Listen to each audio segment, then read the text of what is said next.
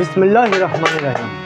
পরম করুণাময় মহান আল্লাহর নাম স্মরণ করে তার সাথে তার পেয়ারা হাবিব মোহাম্মদ মুস্তাফা সাল্লাল্লাহু আলাইহি ওয়াসাল্লাম আহলে বায়াত পাকপাঞ্জাতনকে স্মরণ করে এবং বিশ্বের যত অলিয়া উলিয়া গাউস কুতুব যে যেখানে সাহিত্য আছেন সকলের পাক চরণে লাখো কোটি ভক্তি চুম্বন রাখি।